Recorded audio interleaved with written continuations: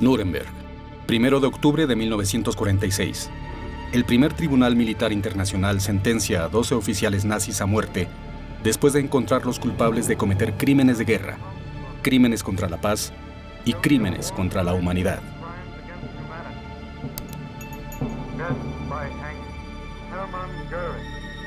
Entre los condenados se encuentran Hermann Göring, segundo al mando en el régimen de Hitler, creador de los campos de concentración y fundador de la Gestapo. Hans Frank, gobernador general de la Polonia ocupada y verdugo de Cracovia. Julius Zweiger, el antisemita despiadado que fundó el célebre periódico nazi Der Stürmer.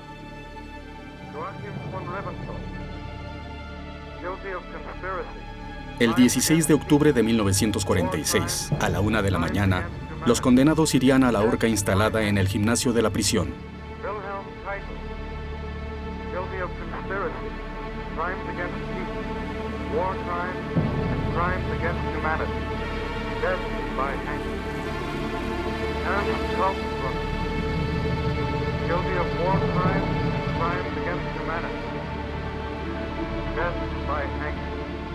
Hermann Göring escapó de la horca tragando una cápsula de cianuro en su celda. Los cuerpos fueron incinerados y arrojados al río.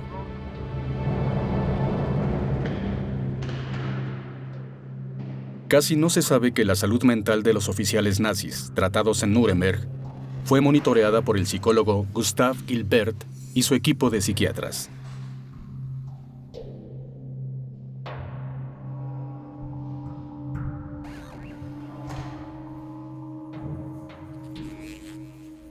Uno de ellos, un psiquiatra de 34 años perteneciente a la Armada Americana, Leon Goldenson, hablaba con ellos todos los días desde enero hasta julio de 1946. Llenó docenas de libretas con registros de sus entrevistas y notas sobre su estado de salud. Estas libretas se mantuvieron en secreto hasta el año 2004.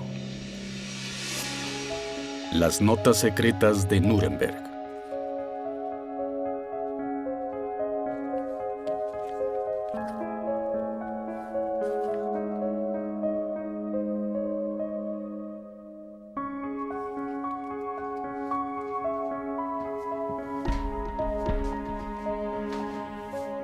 El día que fue desmilitarizado, en julio de 1946, Leon Goldenson archivó sus cuadernos y escribió a máquina los resúmenes. Volvió a su vida normal trabajando como médico en Nueva York. El libro que esperaba escribir nunca salió de su escritorio. Goldenson murió prematuramente en 1961 a la edad de 50 años. Su esposa Irene descubrió los documentos al revisar sus archivos, pero no hizo nada con ellos.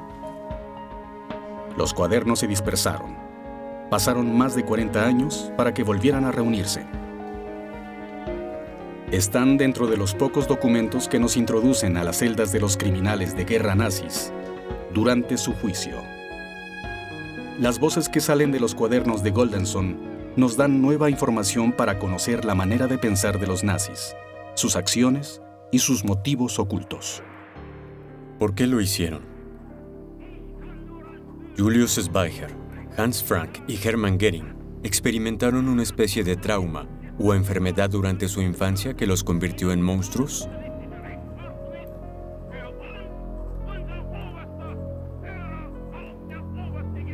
Es posible que estuvieran tan influenciados por el racismo y el antisemitismo que perdieron todo rastro de humanidad.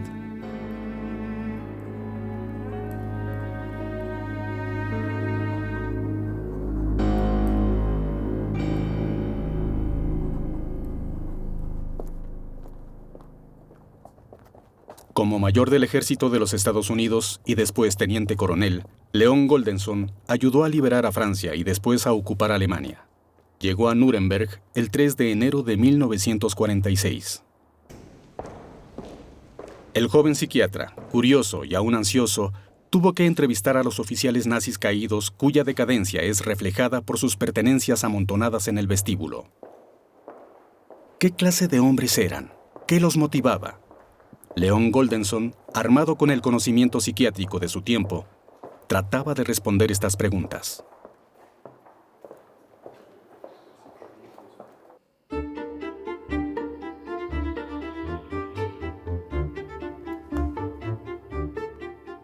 Mi principal interés como psiquiatra es determinar si Goering, Frank, Schweiger y los demás son diferentes a nosotros, individual o colectivamente. También es muy importante encontrar la respuesta, si es que la hubiera, a nuestra pregunta más grande. ¿Estos hombres eran diferentes psicológicamente a los alemanes del mismo tipo?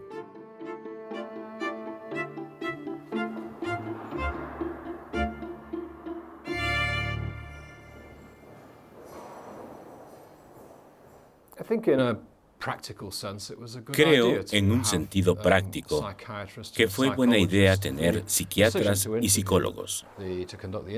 La decisión de conducir las entrevistas permitió obtener material histórico muy enriquecedor. En ese sentido, nos trajo a un mundo mental que es difícil entender. Y a través de este material, nos acercamos a aquellos individuos a través de sus archivos burocráticos y las órdenes que dieron en ese momento.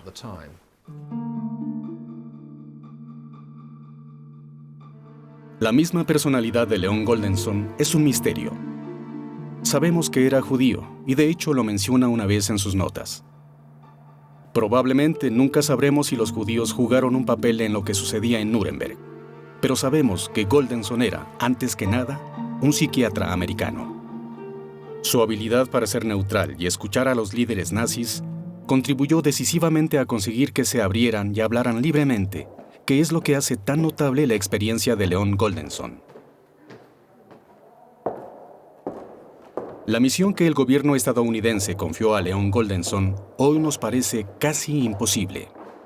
A un nivel puramente médico, era responsable de supervisar el estado físico y la salud mental de los presos, pero también le dieron la tarea y el gran desafío de erradicar los orígenes psicológicos de los delitos nazis. En ese momento se creía completamente que estas atrocidades las habían cometido un grupo de monstruos psicópatas. ¿Era cierto esto? De ser así, ¿se podría comprobar?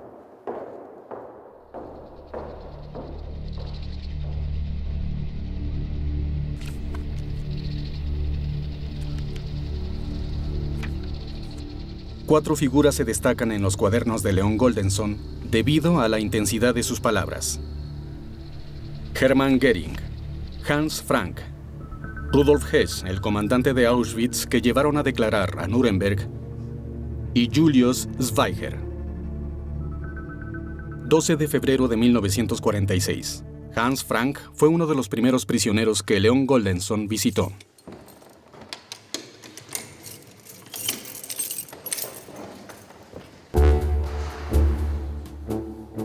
Hans Frank tenía 45 años cuando lo enjuiciaron. De 1939 a 1944 fue general gobernador de la Polonia ocupada. Vivió en el castillo Wawel, en Cracovia. Asegura no saber nada sobre lo que pasaba a 96 kilómetros de distancia en Auschwitz. Este nazi de línea dura era el fundador de la Liga de Abogados Nacional Socialista, el abogado de Hitler y ministro de Justicia bávaro. Introdujo el trabajo forzado en Polonia. Luego creó un área de cuarentena para judíos en Varsovia. Finalmente, decidió privar de comida el gueto antes de liquidarlo en mayo de 1943.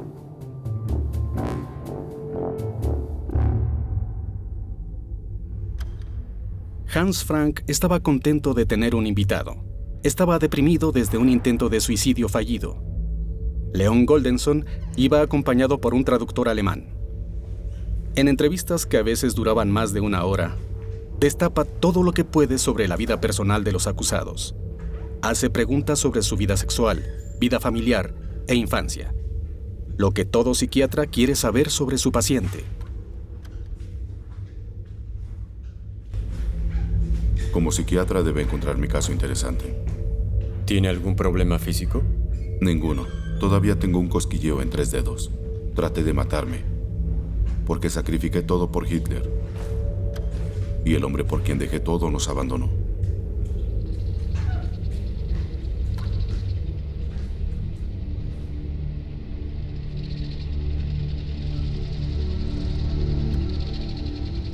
¿Cómo conoció a Hitler? Mi padre era abogado de una vieja familia de Rin. Mis padres nunca se pusieron de acuerdo. Se separaron cuando tenían 10 años. Me quedé con mi padre. Estudié leyes y me hice abogado cuando tenía 23 años.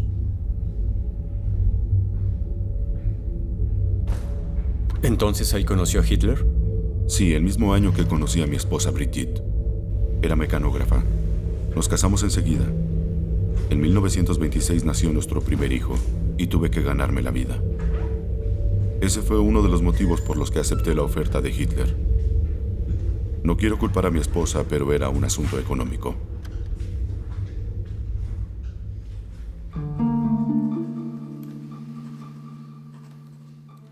Entonces, ¿Frank es un verdadero esquizofrénico o está fingiendo? Es esquizofrénico cuando dice: hay dos Franks en mí. Uno está aquí y el otro es el líder nazi. Me pregunto cómo el nazi pudo cometer esos crímenes. El primero mira al otro y le dice: eres un insecto repugnante, Frank. Creo que es un cobarde y un desalmado. ¿Y su vida personal?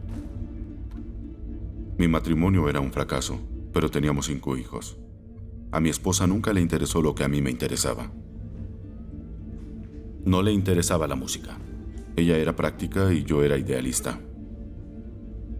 Durante muchos años no tuve relaciones íntimas con mi esposa. Tuve varias amantes en diferentes momentos.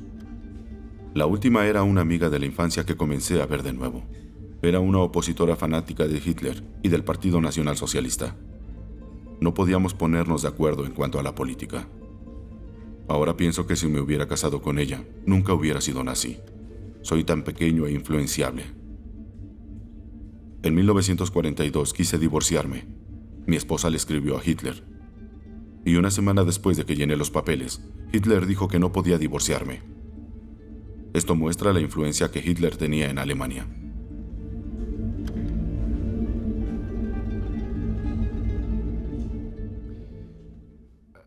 En el momento de los juicios, Hans Frank estaba en un estado mental muy desequilibrado. Su postura era de cierto modo contradictoria, pero básicamente decía que aceptaba la responsabilidad de lo que pudieran comprobarle, pero al mismo tiempo que él no era individualmente responsable por todo lo que hizo. Una postura que varios líderes nazis procesados en Nuremberg trataron de adoptar. Hans Frank trató todo el tiempo de culpar directamente a Hitler. Me parece que Hans Frank era sincero. Creo que realmente pasó por esta fase mental de confusión en la que se dio cuenta de las cosas horribles que se habían hecho en el nombre de Hitler, en nombre de Alemania, y en las que había contribuido en una parte importante.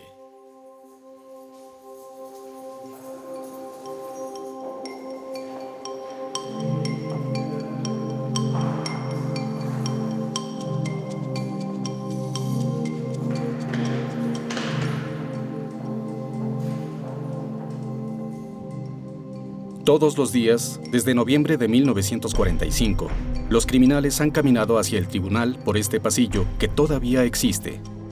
Une a la prisión con el juzgado por un montacargas.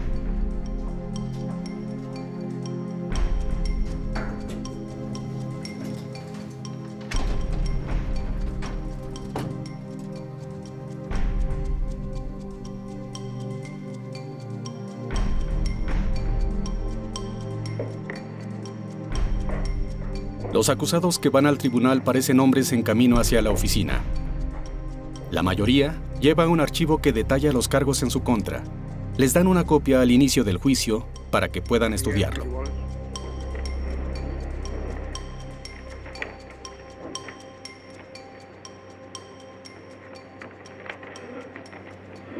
Attention! Tribunal.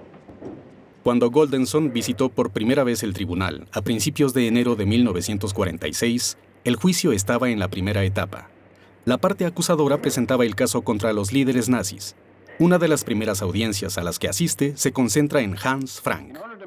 Baldwin, el acusador americano, lee los cargos y las pruebas en contra del gobernador general de Polonia.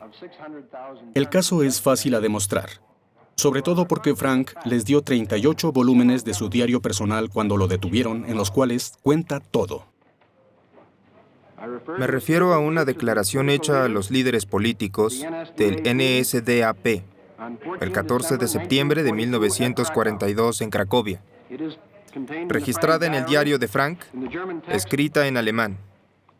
El extracto aparece en el volumen de 1942, parte 4, página 1331. El Dr. Frank dice: me esforzaré por vaciar todas las reservas de este territorio. Sacaré todo lo que pueda sacar. El acusado Frank no solo era responsable de diezmar al gobierno general hasta el nivel de hambruna, sino que además estaba orgulloso de la contribución que le haría al Reich.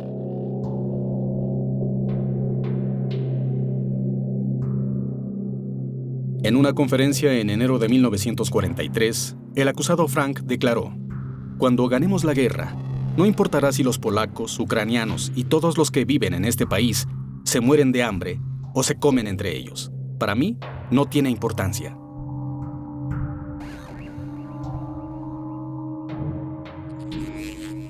En otro informe con fecha del 12 de agosto de 1942, dice: el hecho de que condenemos a 1 o 2 millones de judíos a muerte me importa poco.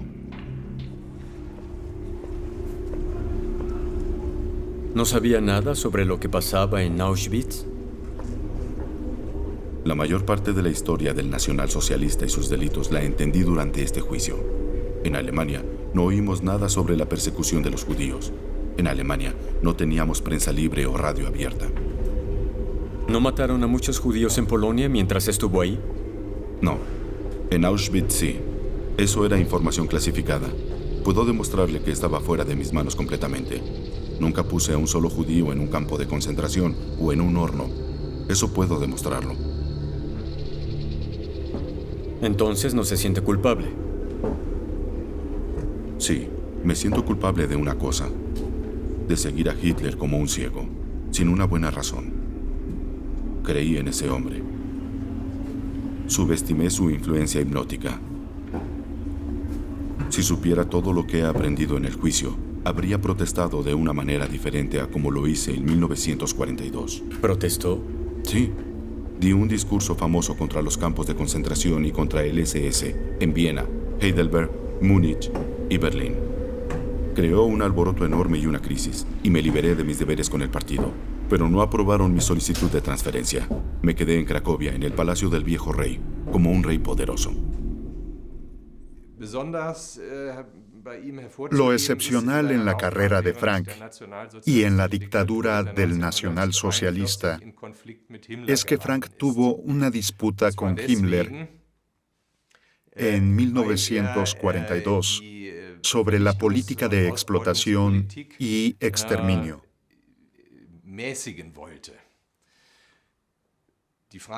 Frank quiso atenuarlo.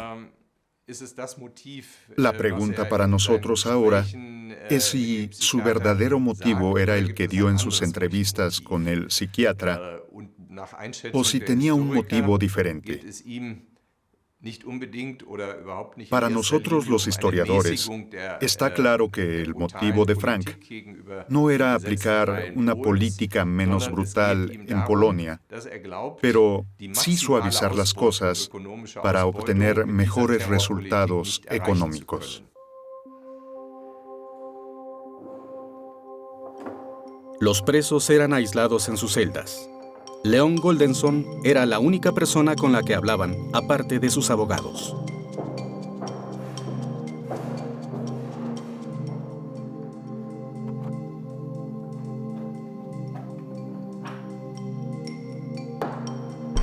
Un guardia los vigilaba día y noche. Las luces siempre estaban encendidas. Tenían que dormir boca arriba para que siempre pudieran verlos.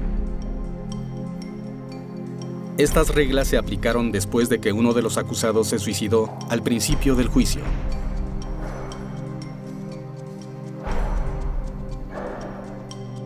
Su vida seguía una rutina estricta. Un barbero entraba para afeitarlos todas las mañanas y tenían que limpiar sus propias celdas. Abrían las rejas y un guardia le daba una escoba a cada uno. Göring rechazaba rebajarse a esta tarea humillante. Prefería vivir en una celda sucia y sin rasurarse. Para conocer mejor a los presos, Leon Goldenson tenía notas biográficas, copia de los cargos contra ellos y los resultados de pruebas de coeficiente intelectual, las famosas pruebas de IQ administradas a los nazis. Resultó que todos, sí, todos, excepto Schweiger, tenían un IQ por encima del promedio. Incluso Goering pidió hacer la prueba de nuevo. No soportaba ser el nazi con tercer lugar en inteligencia.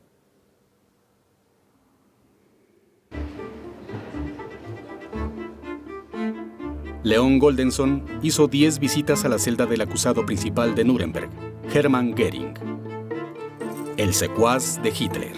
Lo llamaban el depredador. Göring nunca perdió el control. Tenía demasiada confianza en sí mismo y era arrogante.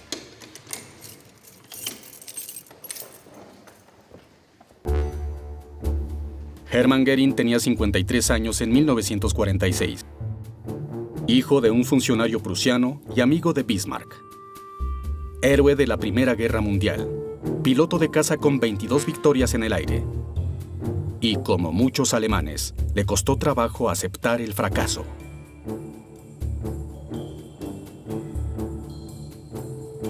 ...1922 es un año decisivo para Göring. Se casa con una condesa sueca rica y conoce a Hitler, que inmediatamente lo ve como un hombre que puede vengar a los alemanes.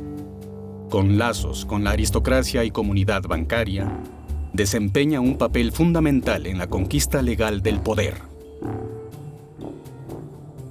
Cuando es detenido por los americanos, enlista sus títulos en una rueda de prensa. Comandante en jefe de Luftwaffe, ministro de la Fuerza Aérea, primer ministro de Prusia, presidente del Parlamento, comisario de silvicultura, maestro de los abuesos reales del Reich, el segundo responsable del Estado y sucesor del Führer. Y olvidó mencionar, fundador de la Gestapo y de los campos de concentración.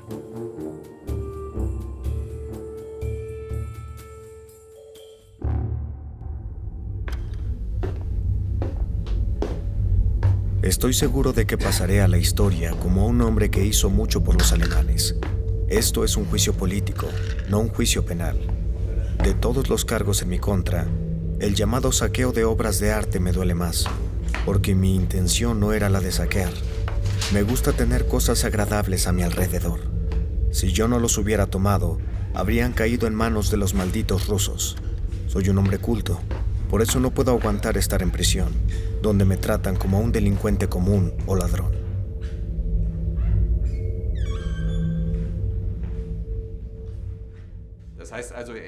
Hasta 1940, Göring fue segundo responsable en el Reich. Tenía un estilo de vida que era casi grotesco. Amaba las decoraciones. Usaba uniformes fantásticos. Era un amante del arte. Le gustaba el teatro, la música, la pintura. Fue uno de los grandes saqueadores de obras de arte.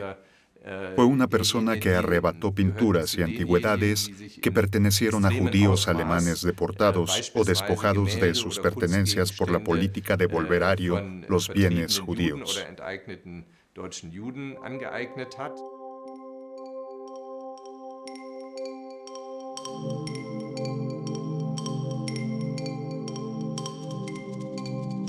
El juicio continuó durante casi 4 meses. Leon Goldenson tenía 10 semanas en Nuremberg.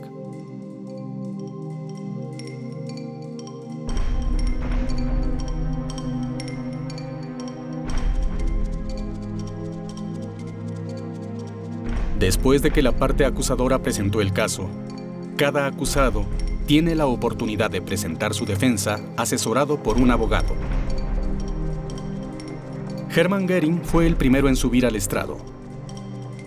Con un egocentrismo dramático, estaba feliz y orgulloso de reconocer su participación en el ascenso del nacionalsocialista. Teníamos claro que si subíamos al poder, lo retendríamos por cualquier medio que fuese necesario. No queríamos el poder por el poder, solo para beneficiarnos. Todos nosotros queríamos construir una Alemania libre y fuerte. Yo, al igual que todos mis compañeros, me entregué por completo para fortificar el nacionalsocialista. Trabajé sin parar para llevarlo al poder y lo hice con todos los medios posibles. Efectivamente, era un nazi absolutamente declarado. Pero como lo he dicho, su manera de ver el nazismo estaba fuera de ese poder. Era un poder individualista y hambriento, diferente al de Hitler, que se basaba en una ideología y tenía creencias ideológicas muy firmes. Göring era más pragmático, más flexible en este sentido. A él le importaba el poder y la adquisición de bienes. Por eso, se consideraba un seguidor ideal para Hitler, quien tenía la tarea de asegurarse de que el poder funcionara, que trabajara.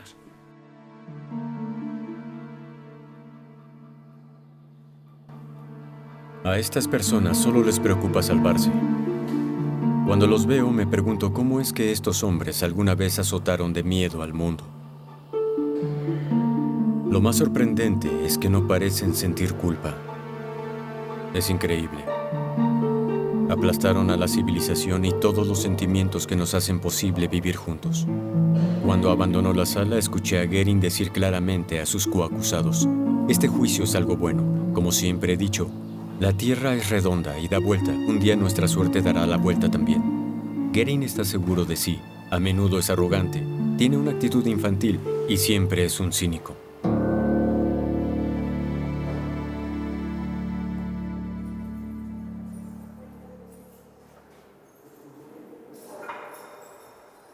Göring era un adicto a la morfina. Con la falta de droga en el interior del penal, tuvo que trabajar en su condición física dentro de la prisión. Tenía una enorme influencia sobre sus compañeros acusados. Los tenía viviendo en un estado de terror mental y dominio constante. Leon Goldenson y el alcalde de la prisión pronto se dieron cuenta. Decidieron reducir la comunicación entre los presos. A partir de ese momento, Hermann Göring come solo en su celda o en un comedor separado. Los presos ya no daban paseos en grupo. Cada uno iba solo bajo una estrecha vigilancia. Estas nuevas medidas enfurecieron a Göring.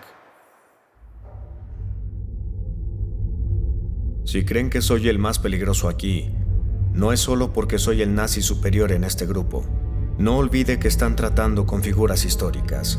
Independientemente de que tengamos o no razón, todavía somos figuras históricas. El alcalde, por otro lado, no es nadie.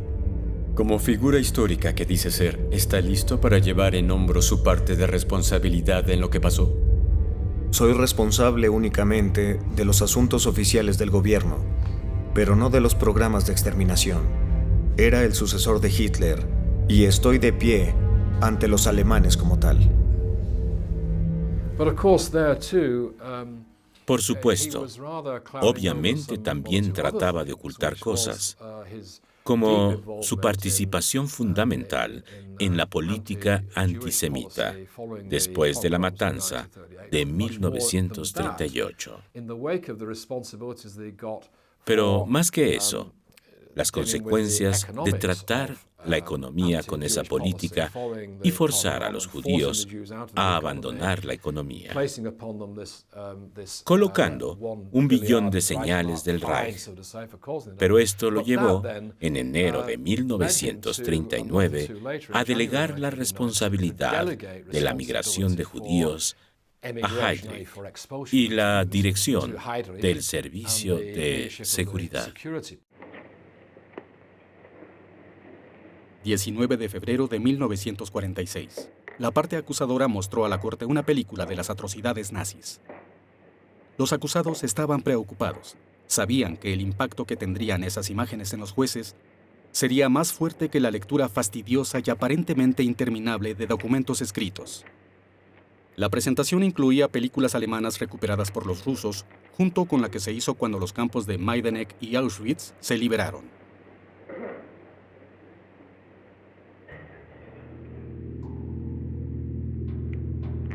El mundo vio la masacre realizada por el Tercer Reich.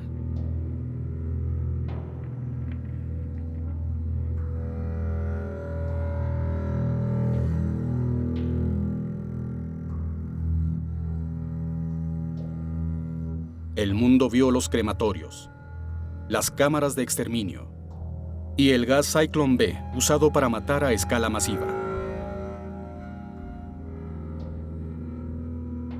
Y mientras el grado de la matanza era claro, el mundo aún no se daba cuenta de que el 95% de las víctimas eran judíos.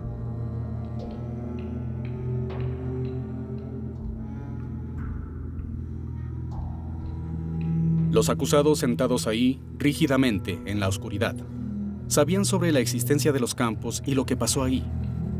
No podían esperar para mirar los cuerpos, los huesos, las fosas comunes. Toda la sala del tribunal voltea para ver cómo reaccionan los nazis. ¿Finalmente mostrarán algún sentimiento? Göring mira a lo lejos, exasperado.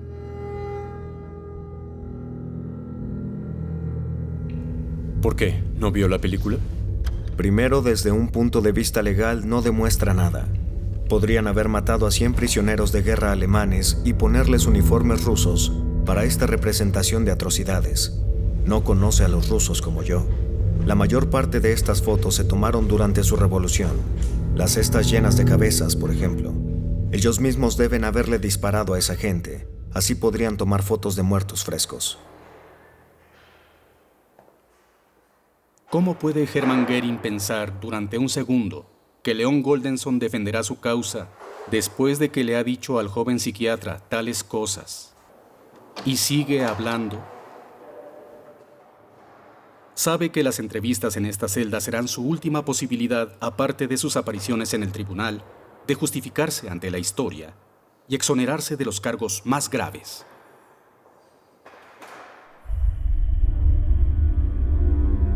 ¿No fue usted quien creó los campos de concentración en 1933?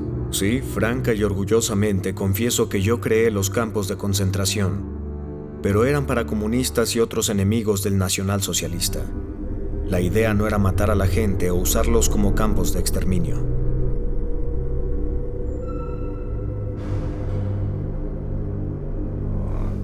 ¿Pero estuvo de acuerdo con la idea de que los judíos no eran deseables como seres humanos? El punto no era si eran deseables o no. La diferencia entre judíos y alemanes era muy grande. Dejar a los judíos existir en Alemania era inadmisible. Los judíos se tenían que exiliar de Alemania, eso estaba claro. Era claro que los tenían que enviar al gobierno general en Polonia, pero no que se deberían exterminar. Así, después de la guerra, los judíos irían a Palestina o a otra parte.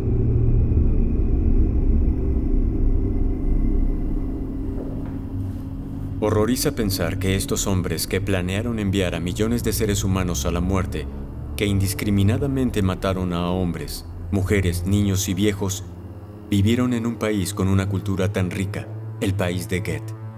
Muchos de ellos hasta tenían títulos universitarios.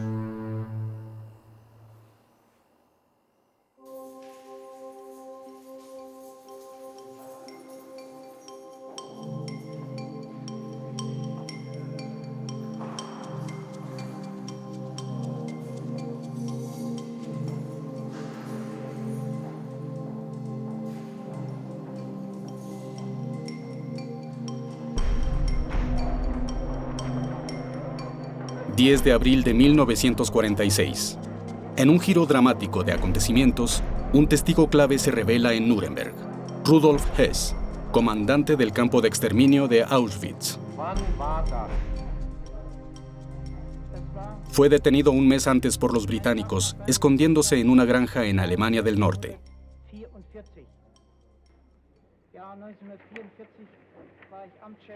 Su testimonio elimina la mayor parte de la defensa de los nazis. Los documentos escritos y las declaraciones son dejados de lado.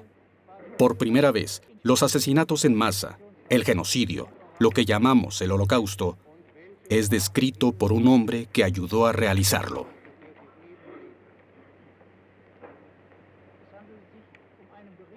Las palabras de Hess dan escalofrío.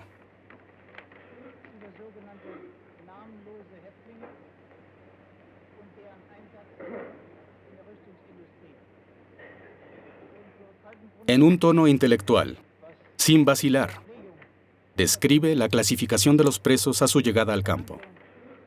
Las cámaras de gas, los anillos arrancados de los cuerpos, el oro fundido enviado al ministro de Hacienda. Las palabras aterradoras de Rudolf Hess dejan la sala del tribunal atónita. Todos ven claramente la barbaridad burocrática de los nazis. Hess era una persona que se había relacionado en organizaciones militares o paramilitares toda su vida. Y parece que eso lo definió como un individuo, de tal manera que todo lo que quería era recibir órdenes y ser responsable de ponerlas en práctica de una manera absolutamente irreflexiva, con falta de sentido crítico, y esto es lo que encontramos en su testimonio en Nuremberg.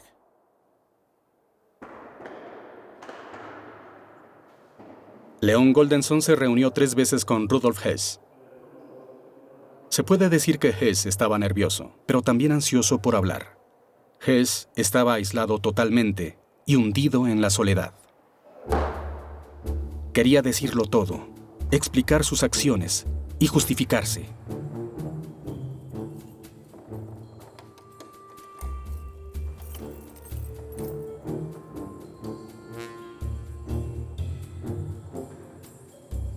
A diferencia de Göring, Frank y Schweiger, el teniente coronel de la SS, Rudolf Hess, no es acusado en ese juicio.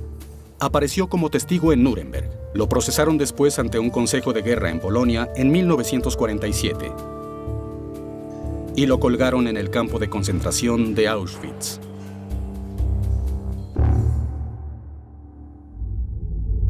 Me he estado congelando durante 2 semanas y remojar mis pies en agua fría alivia el dolor. Cuando los británicos me capturaron, me dejaron descalzo en una celda durante varios días, muchos días.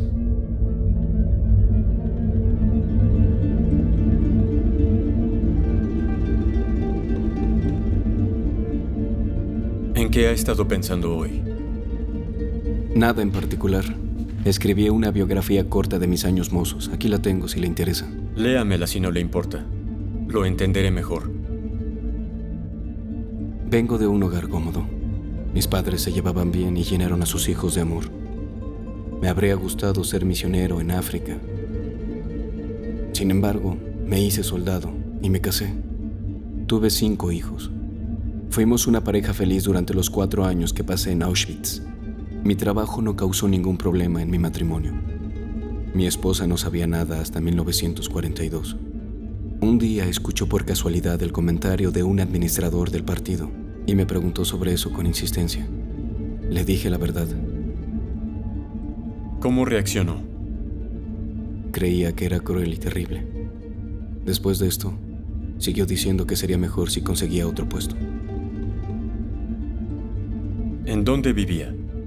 Tenía una casa justo enfrente de las puertas del campo. La arreglé y pusimos un jardín.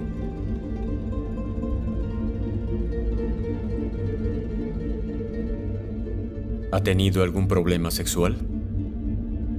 Ninguno. Mi vida sexual siempre ha estado bien.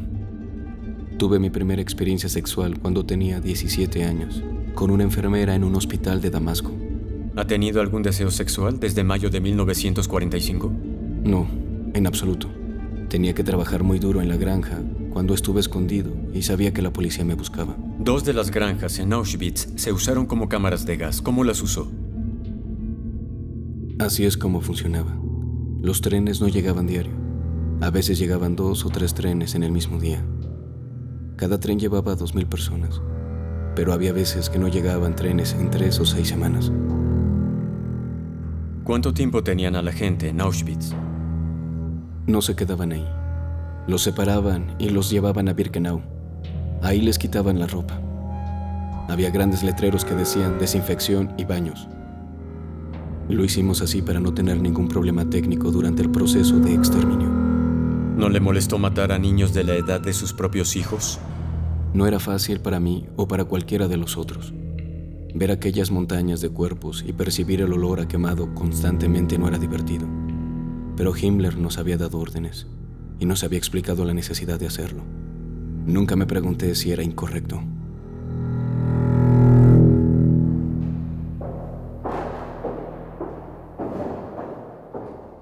Leon Goldenson escribió un informe sobre Hess para el alcalde de la prisión, el coronel Andrus.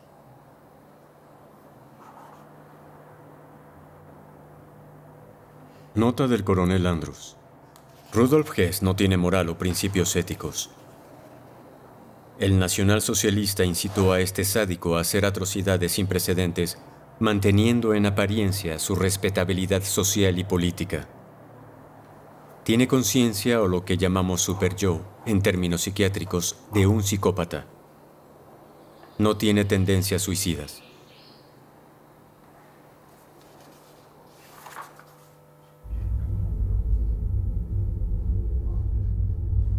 ¿El hecho de matar a 2,5 millones de personas no le molesta un poco? Creí que hacía lo correcto. Obedecía órdenes. Por lo tanto, no entiendo qué quiere decir con molestarme. Personalmente nunca maté a nadie. Era simplemente el director del programa de exterminio en Auschwitz. ¿Piensa alguna vez en las ejecuciones, en la gente en la cámara de gases o en los cuerpos quemados? No, no tengo esa clase de pensamientos. ¿Alguna vez tiene pesadillas? Nunca. Leí las notas de los juicios en el periódico y llegué a la conclusión de que el exterminio judío no era necesario como me dijeron. Sin embargo, ahora soy culpable como todos los demás. Y tengo que afrontar las consecuencias de mis actos.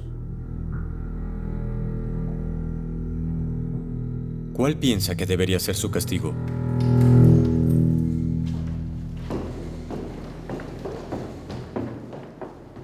La muerte en la horca.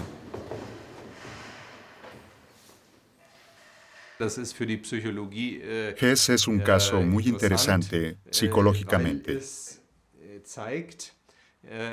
Ilustra muy claramente que junto a la gente que hizo la matanza, había otra capa de organizadores y administradores que nunca cometieron un asesinato con sus propias manos, pero establecieron un sistema para realizar cientos de miles y hasta millones de asesinatos. Mirando atrás, parece que fue solo un procedimiento técnico. Otra cosa espantosa de Hess es que mientras está de pie, acusado de cometer todos estos delitos, es capaz de describirlos con una precisión increíble, sin pensar en lo absoluto en su dimensión moral.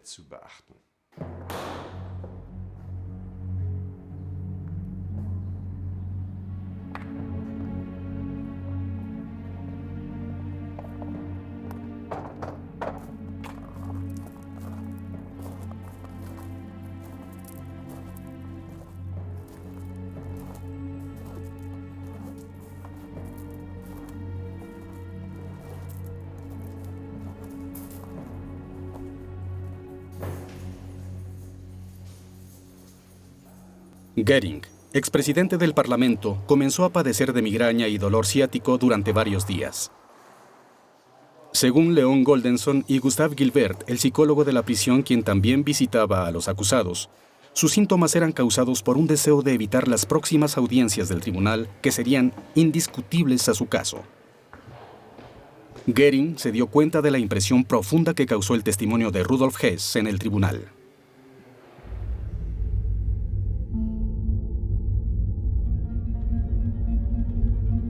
¿Qué piensa de que Rudolf Hess se declarara culpable del exterminio de hombres, mujeres y niños durante todos estos años? No sabía nada de eso. Era un secreto. Apenas puedo creerlo. Los números eran tan altos. No puedo comprenderlo. No puedo creer que Hitler supiera sobre ello. La gente como Hoss y Himmler debían saberlo, y los oficiales de la SS menores que cumplieron con las órdenes. Pero como pudieron hacer algo así, va más allá de mí. Soy un hombre que está profundamente en contra de atrocidades o acciones viles. En 1934 promulgué una ley contra la vivisección. Ese soy yo. Creo que matar mujeres y niños no es muy caballeroso. Respeto a las mujeres y creo que la matanza de niños no es una manera decente de comportarse. Lo que me molesta más sobre el exterminio judío es la reacción política desfavorable que un programa así inevitablemente provoca. Y como segundo responsable del Estado, seguramente escuché rumores sobre asesinatos en masa de judíos, pero no podía hacer nada. Estaba ocupado con otras cosas. Nunca he sido antisemita. Era simplemente un asunto técnico de los campos. Y de hecho, la matanza continuó en los campos de los que dijo no saber nada al respecto.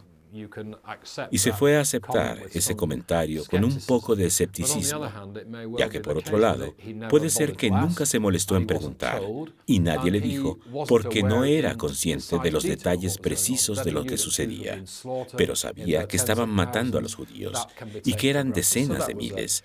Eso era un hecho. Esa fue su manera de cubrir la responsabilidad que, sin embargo, le pesaba en gran manera, y a la que llamaba decisión final del Holocausto.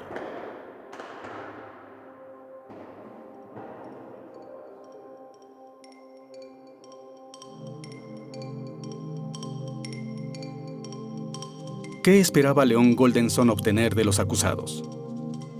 ¿Quería que sintieran remordimiento? ¿Confesar la culpa de sus delitos? Quizás simplemente quiso que finalmente reconocieran su participación en el sistema criminal nazi. El juicio llega al 7º mes. Los líderes nazis clave han terminado de presentar su defensa. Nada influye en el juicio. El caso es más fuerte que en su inicio. Los acusados están más conscientes de que su destino está sellado. Aquí es cuando el tribunal consigue su primera prueba de locura. Julius Weicher. Repita después de mí. Juro por Dios, el omnipotente y omnisciente, que diré toda la verdad y no agregaré nada más. Para sorpresa de todos, Julius Weicher, fundador y redactor en jefe del periódico Der Stürmer, sigue proclamando orgullosamente su antisemitismo.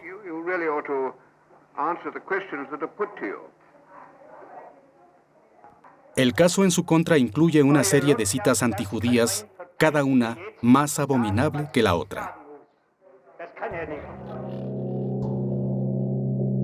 Ha escrito infinidad de veces que hay un solo camino para librarse de una vez y para siempre de los judíos, esa raza maldita.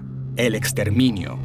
Arrogantemente, admite ante el tribunal que las acusaciones antisemitas antes de la guerra no hicieron erupción espontáneamente, pero organizaba la persecución de judíos.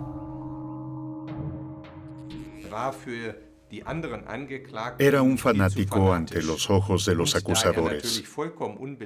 Era absolutamente incorregible. Siguió vomitando sus palabras de odio, aún en Nuremberg, lo que era un problema para los demás. Quisieron pasarle la responsabilidad por este antisemitismo mortal. Weicher fue demasiado lejos para los otros. Era demasiado obstinado y demasiado radical, pero obviamente no pensaron que era una muy buena táctica.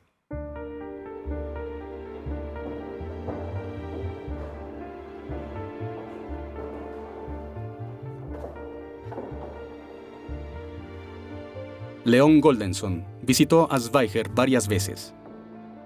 Le cuesta trabajo completar sus entrevistas con el acusado, quien apenas es capaz de continuar una conversación lógica.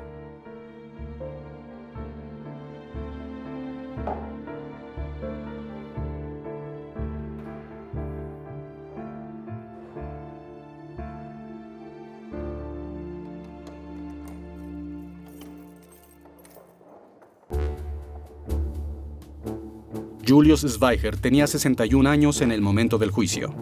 El exprofesor fue un oficial alemán durante la Primera Guerra Mundial y dirigió a la extrema derecha en Franconia. Creador del periódico antisemita más iracundo de Alemania, el Der Stürmer, el cual dirigió durante 22 años. Nombrado Gauleiter de Franconia, cayó en desgracia en vísperas de la guerra, pero su periódico siguió circulando. Tenía una distracción: recopilar fotos pornográficas. Sin revistas pornográficas para leer, Julius Zweiger revisa los cargos en su contra. Los escoge y los aparta todo el día. No importa que Leon Goldenson lo llame el anciano libertino, siempre regresa a la única cosa en la vida que realmente le interesa: los judíos. Sé más sobre los judíos que ellos mismos. ¿Qué tanto? Tropecé con el antisemitismo una tarde, hace muchos años. Por la mañana me di cuenta que ser una autoridad en el antisemitismo sería mi trabajo de toda la vida. Soy un erudito y autoridad en escrituras judías, del Talmud en particular.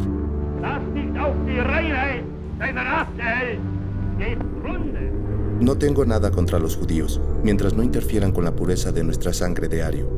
El objetivo de mi periódico, Der Stürmer, era advertir a los alemanes sobre la influencia judía, que podría arruinar nuestra noble cultura. Pero la matanza de 4 o 5 millones de judíos solo los convirtió en mártires. Y debido al exterminio, el antisemitismo perdió terreno en varios países donde tenía un buen progreso. Y ahora que Alemania está derrotada, el bolchevismo judío reina en Rusia. Los judíos están detrás de Stalin, y en Norteamérica tenemos una democracia judía. Incluso aquí, la mayor parte de los rusos, británicos y americanos son judíos. ¿Cree que Jackson, el juez americano, es judío? ¿Se refiere a Jacobson? Solo mírelo. Durante los últimos meses he observado cómo camina. He observado su cara. Jacobson probablemente es de ascendencia judía alemana. ¿Estaba loco? Bueno, le hicieron pruebas psicológicas, pruebas psiquiátricas, y llegaron a la conclusión de que clínicamente no padecía de sus facultades mentales. No estaba loco. Es decir, podía soportar un juicio. No estaba clínicamente enfermo. Sin embargo, estuvieron de acuerdo en que era un hombre muy desequilibrado y que estaba tan obsesionado con los judíos que parecía un tipo de paranoia. Los doctores dijeron que estaba sano. Sin embargo, tenía ese odio incontrolable, más que patológico, hacia los judíos. Y esto parece explicarlo todo. Me parece que Julius Zweiger es un hombre de inteligencia limitada, completamente ignorante. De hecho, tiene un IQ inferior a los otros acusados. Lo veo como un psicópata envejecido, con conflictos sexuales no resueltos, que se han expresado durante 20 años como un antisemitismo maníaco.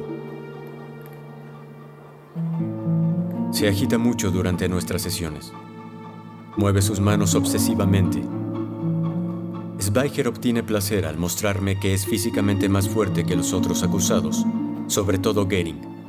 Pero esto no lo salvó de sufrir un episodio de taquicardia que lo dejó en cama durante 3 días. Hoy se ve mejor. ¿Su corazón dejó de molestarlo? Estoy bien. Tenía muchas ganas de bañarme. Fui y conseguí un poco de agua y me tallé de la cabeza a los pies en este recipiente. Me sequé con este trapo y creo que es bueno bañarse con regularidad. Regresé a casa. A veces, en medio de la noche, me dan ganas de tomar un baño de agua fría. Soy un hombre muy cordial. No crea que estoy nervioso por el juicio o por las cosas negativas que dicen de mí en estos documentos.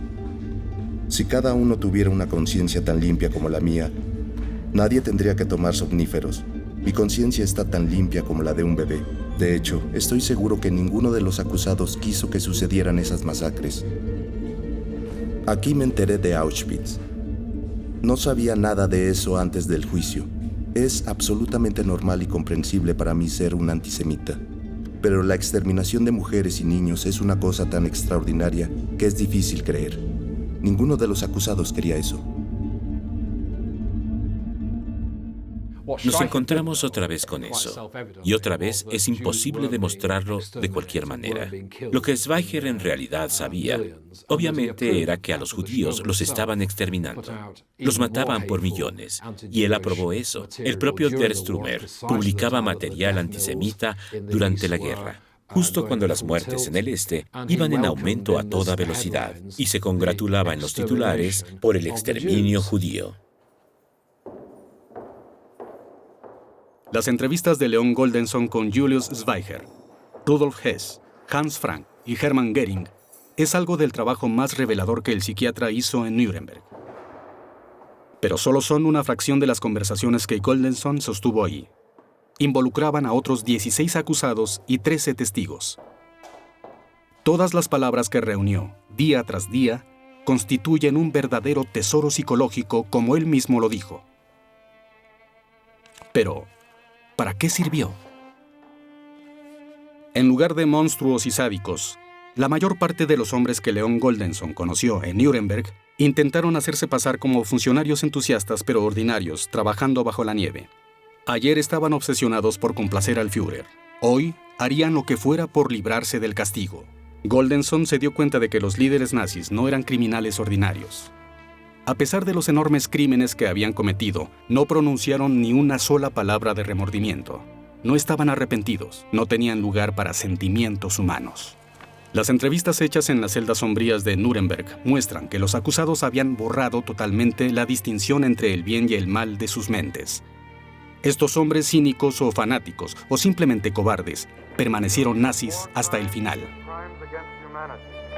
26 de julio de 1946. La defensa acaba de descansar su caso. La misión del psiquiatra Leon Goldenson termina oficialmente. Se prepara para volver a Nueva York antes del anuncio del veredicto a principios de octubre. El trabajo de Leon Goldenson sin duda nos deja tantas preguntas como respuestas. Pero sus anotaciones seguramente nos han dado algunas lecciones acerca de los hombres que lograron llevar a un país entero hacia la barbarie.